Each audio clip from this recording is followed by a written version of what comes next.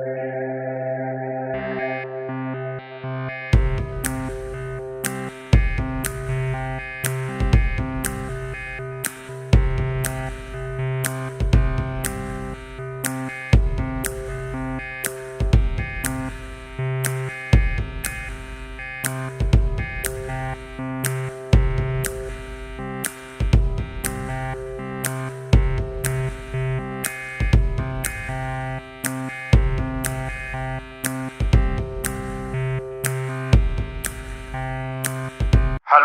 Hello. जी sir, sir मैं बात कर रहा हूँ। हाँ इंस्पेक्टर। सर वो आपका फैसला बिल्कुल सही था।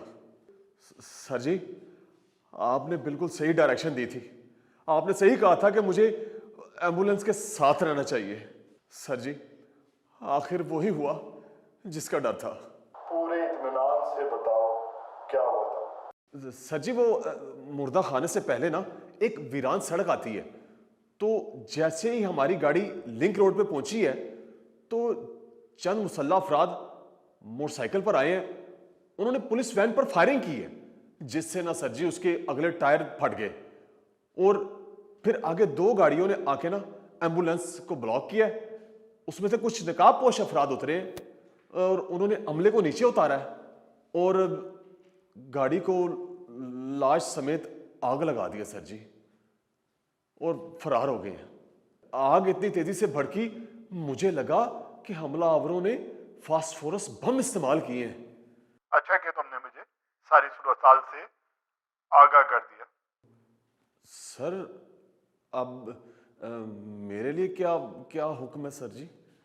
मैं नजर रखूंगा और मुझसे टच में रहना। ठीक है सर, बेहतर है सर जी।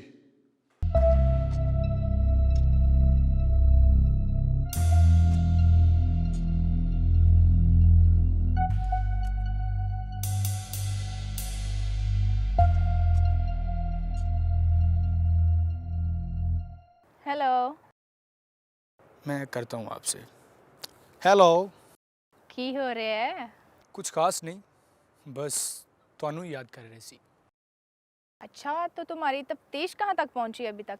यार ज़ाब्ते की कार्रवाई मुकम्मल कर ली है, मगर अभी तक कोई ख़ास सबूत हाथ में नहीं आया। तुम ऐसा करो, अंदर जाओ, मैं आता हूँ। बात सुने। जी साहब। ये कोड तुम्हारा है? नहीं साहब जी, मुझ गरीब की इतनी हैसियत कहाँ कि मैं इतना कीमती कोट खींच सकूँ। तो फिर ये तुम्हारे पास कहाँ से आया? जनाब, वो कोठी के बाहर प्लॉट में एक आर्जी मकान बना हुआ है, बस वहीं मिला है मुझे। अच्छा, एक बात मानोगे मेरी? जी साहब जी। ये कोट मुझे दे दो। हो सकता है ये कोट उसी कातिल का हो जिसने नवाब अकबर साहब का कत्ल किया।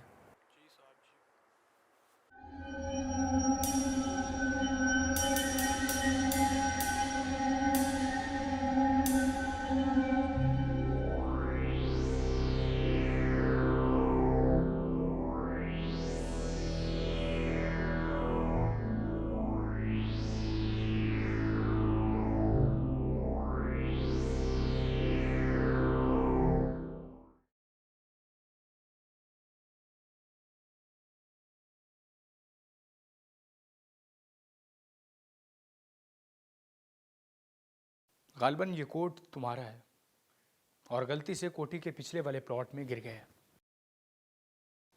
ये कोट मेरा नहीं है। मुख्तियार अहमद, ये कोट तुम्हारा ही है। कत्ल के बाद जब पिछली दफा मैं यहाँ रुका था तो तलाशी के दौरान मैंने इस कोट को तुम्हारे कमरे में देखा था। ये रेडीमेड कोट है, बाजार में बहुत मिलते हैं, शायद इससे मिलता जुलता मेरे पास भी हो। अच्छा, मान लेते हैं तुम्हारी बात को, पर अब ये बताओ कि जो तुम्हारा कोट है इस तरह का, वो कहाँ है? वो मेरा मुलाजिम कुछ कपड़े अपने घर ले गया था, शायद उस पर चला गया हो। इस कोट की अंदरूनी जेब के अंदर एक हेल्थ कार्ड है जिसके ऊपर तुम्हारी तस्वीर बनी हुई है। मैं हेल्थ वर्कर की जॉब भी करता था। मुख्तियार अहमद, पैथोलॉजी लैब के स्टोर से ना किसी आदमी ने एक खास किस्म का जहर चुराया है।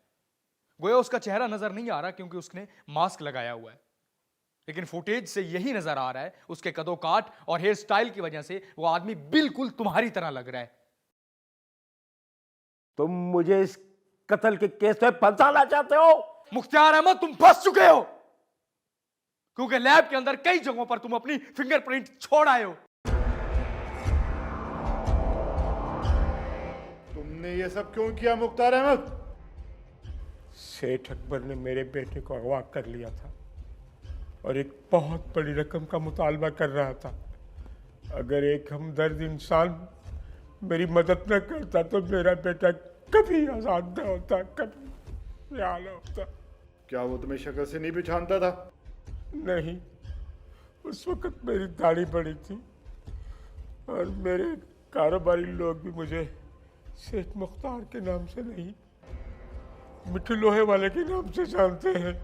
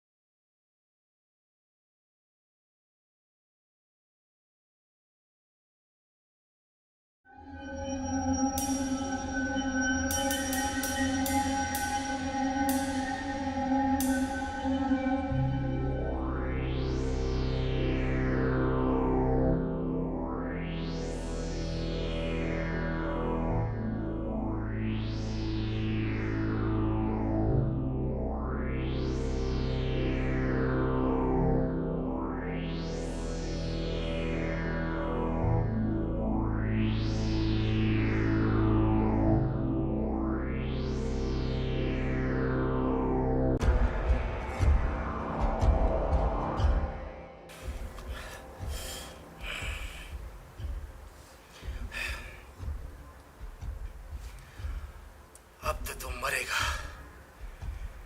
मेरे हाथों से मरेगा तू।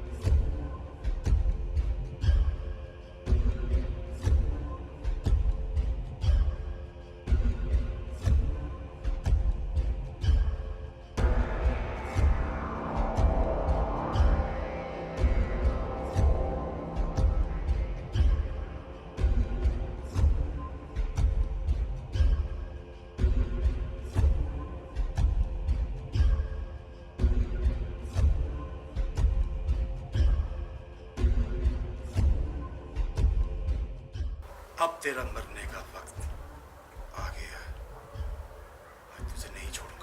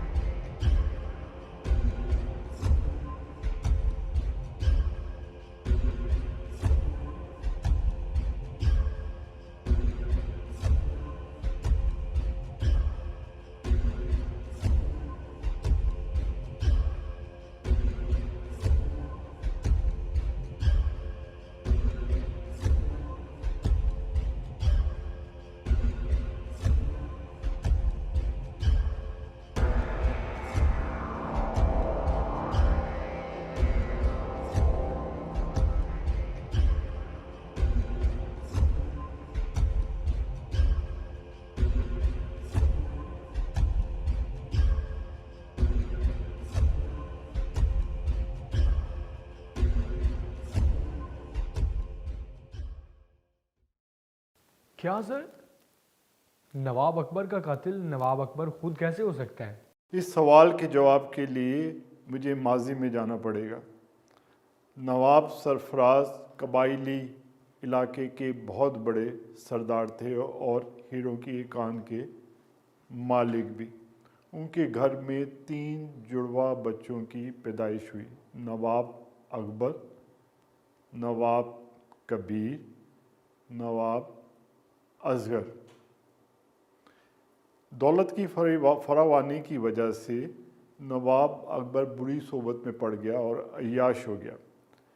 एक दिन नवाब अकबर की अपने भाई नवाब कबीर से शदीद किस्म की लड़ाई हो गई और इस लड़ाई के नतीजे में नवाब अकबर ने नवाब कबीर का कत्ल कर दिया और बहुत सारे बेशकीमत हीरे समेट कर शहर भाग आया।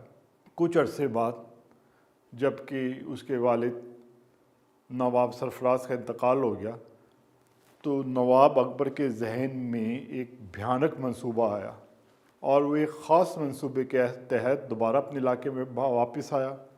उसने अपने भाई नवाब असगर के पाँव पड़ के माफ़ी मांगी और उससे सुलह कर ली। भाई की मोहब्बत देखकर नवाब असगर का दिल भी पसीज गया और उसने भाई को माफ़ कर दिया। नवाब अकबर बड़े प्यार से बिला फुसला कर अपने भाई नवाब असगर को शहर ले आया और उसे झांसा दिया कि वो उसका रूप इख्तियार करके, क्योंकि दोनों भाई हम शक्ल थे, उसके घर में रहे और लोगों को हैरान कर दे। फिर इस दौरान वो एक बहुत बड़ी पार्टी तरतीब देंगे और उसमें वो ये शो करेंगे कि वो दोनों सगे भाई हैं और दोनों में कितनी मोहब्बत है। नवाब अकबर उसकी बातों में आ गया और एक दिन अपने ख़ास मंसूबे के तहत उसने अपने भाई नवाब असगर को हलाक कर कर अपने बिस्तर पर लिटा दिया। यहाँ उसके मंसूबे का दूसरा हिस्सा शुरू हुआ। वो पुरस्कार हमदर्द बनकर 4 ख़तरनाक कातिलों को ख़ुद अपने ख़िलाफ़ यानी नवाब अकबर के ख़िलाफ़ उकसाता रहा था कि वो किसी तरह नवाब अकबर को कत्ल करने पर आमादा हो जाए।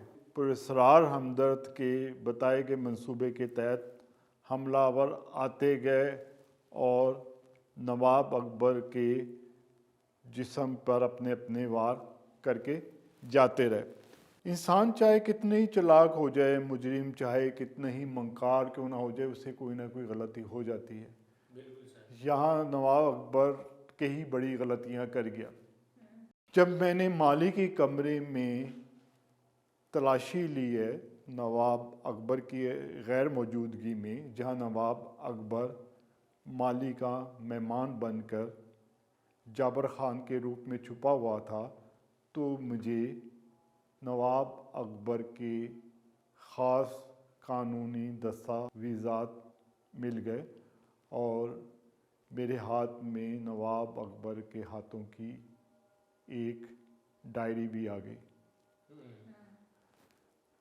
इन चीज़ों की बुनियाद पर और उंगलियों के निशानात की मौजूदगी में हमारा केस बहुत मजबूत हो गया और मैं पूरे यकीन से कहता हूँ कि फांसी का फंदा नवाब अकबर का मुंतज़िर है और हमारा ये केस भी कामयाबी से पाया तकमील को पहुँच गया।